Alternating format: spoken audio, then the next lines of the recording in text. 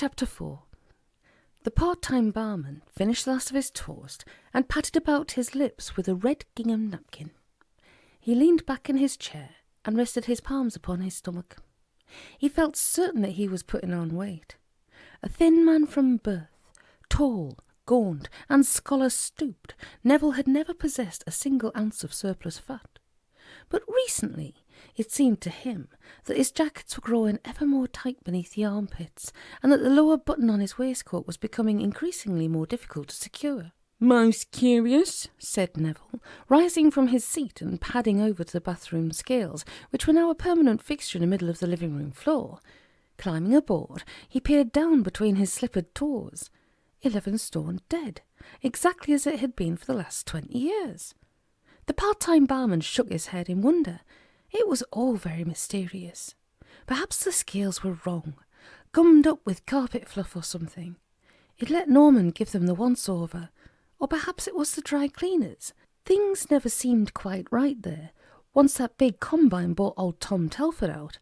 Possibly this new lot were having a pop at him, putting an extra tuck in the seat of his strides every time he put them in for their monthly hose down. Most unsporting that, hitting a lad below the belt. Neville laughed feebly at his unintended funny, but really this was no laughter matter. Taking out the tape measure, which now never left his person, he stretched it about his waist. All seemed the same. Possibly it was simply a figment of his imagination. Possibly he was going mad. The thought was never far from his mind nowadays. Neville shuddered. He would just have to pull himself together. Sighing deeply, he shuffled away to the bedroom to dress. Flinging off his silken dressing gown, he took up the rogue trousers from where they hung in their creases over the chair and yanked them up his legs. With difficulty he buttoned himself into respectability. They were definitely too tight for comfort. There was no point in denying it. Neville stooped for his socks, but stopped in horror. The blood drained from his face, and his good eye started from its socket. A nasty blue tinge crept about the barman's lips. It was worse than he feared, far worse. His trouser bottoms were swinging about his ankles like flags at half-mast. He wasn't only getting fatter, he was growing taller. Neville slumped back onto his bed, his face a grey mask of despair. It was impossible. Certainly folk could put on weight pretty rapidly, but to suddenly spring up by a good 1.5 inches overnight, that was downright impossible, wasn't it? Pooley and Omally strolled over the St Mary's allotments en route to John's hut, and the cup that cheers.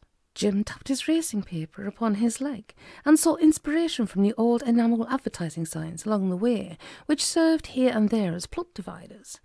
None was immediately forthcoming. The two threaded their way between the ranks of beanpoles and wax netting, the corrugated shanties and zinc water tanks. They walked in single file along a narrow track through a furrowed field of broccoli and one of early flowering sprouts, finally arriving at the wicket fence and pleasant ivy-hung trellis work that stood before O'Malley's private plot. John parked his bicycle in its favourite place, took up his daily pinter, turned several keys in as many weighty locks, and within a few short minutes the two men lazed upon a pair of commandeered railway carriage seats, watching the kettle taking up the bubble on the primus.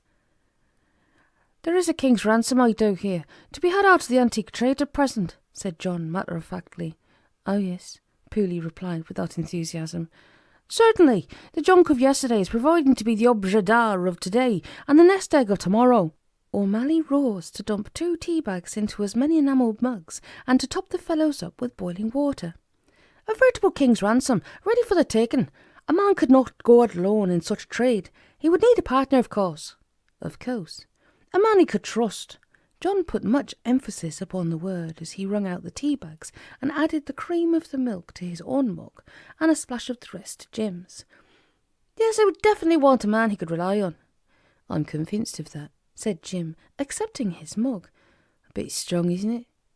"Antique bedding is currently the vogue amongst the trendies of Kensington, I understand," John continued. "Oh, those buddies." "Oh yes, the fashionable set do be weeping, wailing, and gnashing its expensively capped teeth for the lack of it." Pooley blew into his tea. "Strange days," said he. John felt that he was obviously not getting his point across in quite the right way. A more direct approach was necessary. "Jim," he said in a highly confidential tone.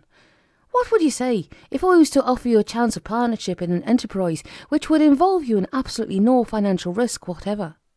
I would say that there is always a first time for everything, I suppose. What if I was to tell you that at this very moment I know of where there is an extremely valuable antique lying discarded and unwanted, which is ours for the taking? What would you say then? Jim sipped at his tea. I would say to you then, Omally, he said, without daring to look up, dig the blighter out yourself. O'Malley's eyebrows soared towards his flat cap. Pooley simply pointed to an L-shaped tear in his own left trouser knee. I passed along your path not half an hour before you, he said simply. Your lack of enterprise is a thing to inspire disgust. He that diggeth a pit will fall into it. Ecclesiasticus chapter 27 verse 26, said Jim Pooley. I am not a religious man, as you well know, but I feel that scriptures definitely have it sussed on this point. A commendable try, though. Jim took out his cigarette packet from his top pocket and handed the Irishman a tailor-made. Thank you, said Omally. Now, if you really have a wish to make a killing today. John nodded enthusiastically. It was early yet, and his brain was only just warming up to the daily challenge. I've seen something which has the potential to earn a man more pennies than 1,000 buried bed frames. Something which a man can only be expected to witness once in a lifetime. And something of such vast financial potential that if a man was to see it and not take advantage of the experience, he should consider himself a soul lost forever and beyond all hope. Your words are pure music, said John Omally. Play on, sweet friend, play on. As Neville, the part-time barman, drew the polished brass bolt on the saloon bar door and stood in the opening, sniffing the air, the clatter of 2 pairs of hobnail boots and the grating of rear mudguard upon back wheel announced the approach of a brace of regulars. One of these was a gentleman of Celtic extraction who had recently become convinced that the future lay in perpetual motion and its application to the 5th gear of the common bicycle. Neville installed himself behind the bar counter and closed the hinged countertop. God save all here, said John Omally, pushing open the door. Count that double, said Pooley, following up the rear. Neville pushed a polished glass beneath the spout of the beer engine and drew upon the enamel pump handle. Before the patrons had hoisted themselves onto their accustomed bar stools, 2 pints of large stood brimming before them, golden brown and crystal clear. Welcome, said Neville. Hello once more, said Omally. Jim's in the chair. Pooley smiled and pushed the exact amount of pennies and halfpennies across the polished countertop. Neville rang up no sale, and once more all was as it ever had been, and hopefully ever would be in Brentford. "And goes again, gentlemen?" Neville asked the patrons, already a third of the way through their pints. "As ever, quoth the working man," said John, "and as yourself." "To tell you the truth, a little iffy. In your personal opinion, John, how do I look to you?" "The very picture of health." "Not a little puffy?" Neville fingered his middle regions. "Not at all." "No hint of stoutness there? You can be frank with me. I have no fear of criticism." Omally shook his head and looked towards Jim. "You look fine," said Pooley. "Are you feeling a bit poorly then?" No. Neville shook his head with vigour. "It's just that, well—" He considered the 2 drinkers who surveyed him with dubious expressions. "Oh, nothing at all. I look all right, do you think? No higher, say, than usual?" 2 heads swung to and fro upon their respective necks. "Best to forget it, then. A small matter. Don't let it spoil your ale." "I've no fear of that," said John Omally. The Swan's door opened to admit the entry of an elderly gentleman and his dog. "Morning, Joan. Jim," said old Pete, sidling up to the bar. "Large dark rum, please, Neville." Neville took himself off to the optic. "Morning, Pete," said Pooley. "Good day, Chips." The ancient's furry companion woofed noncommittally. "Are you fit?" "As well as I can be expected. And how goes this sport for you? That big one still lurking up beyond your frayed cuff?" Pooley made a sore gesture.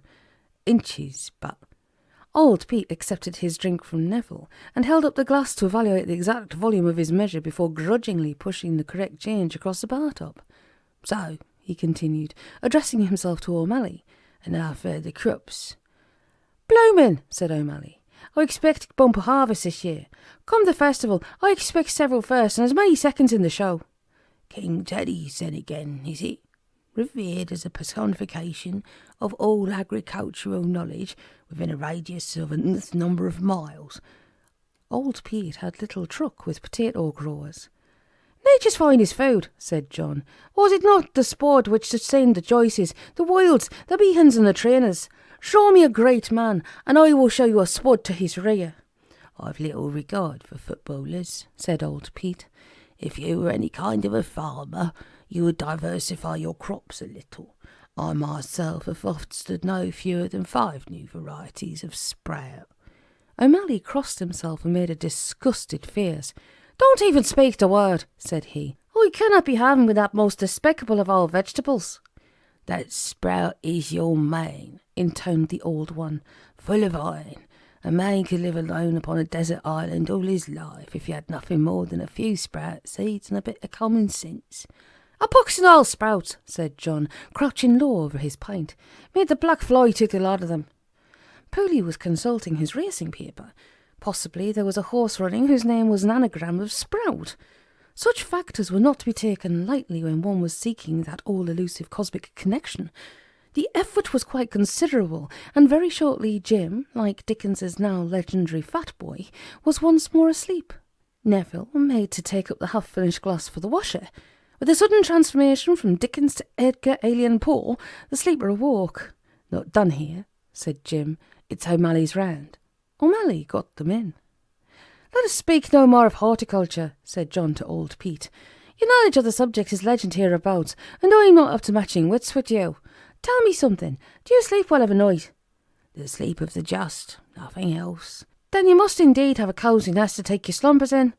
No, nothing much. A mattress upon a rough wooden pallet.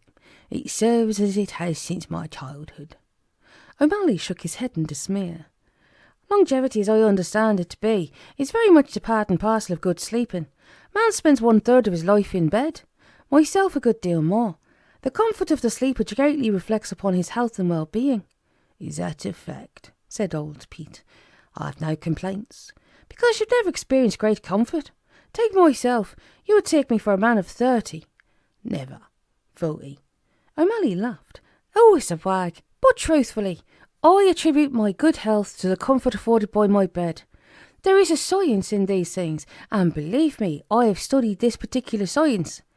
Never given the matter much thought, said old Pete. So much I suspected, said John.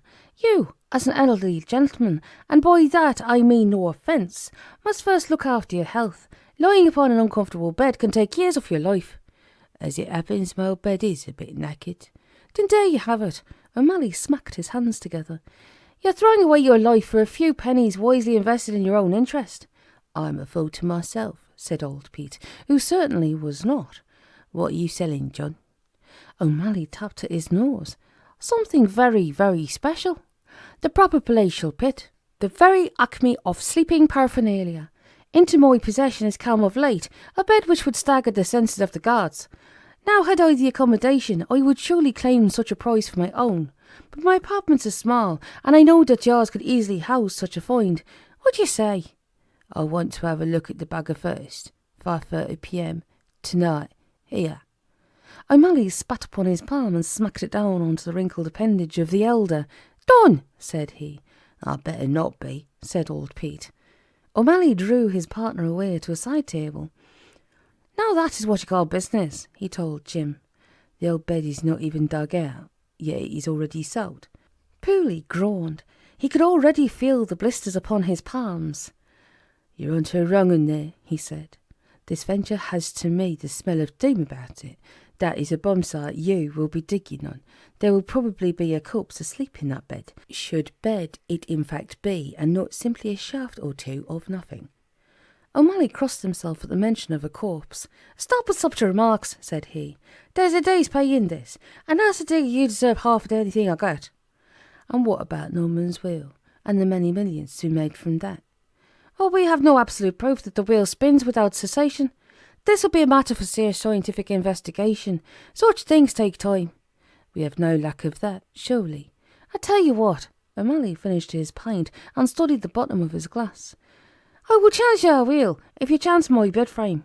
Pooley looked doubtful. Now be fair, said John. There are degrees of doubt to be weighed up on either side.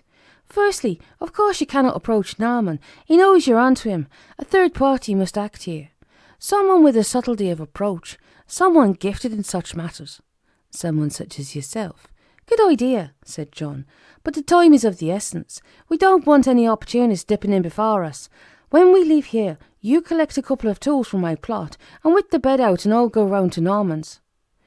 If Pooley had looked doubtful before, it was not the way he looked now. I do not feel that I'm getting the better part of this, he said slowly. Better part? Omally's face expressed outrage. We're a business partnership, are we not? There are no better parts involved here. Surely you're not sowing seeds of distrust. Who, me? Perish the thought. The fact that I will be labouring away in a minefield, digging up a rusty old bed frame, while you stand chit-chatting in a cosy corner shop, had not crossed my mind. So? Jim folded his brow. Whose round is it? Yours, Jim, said John Omally. Most definitely yours.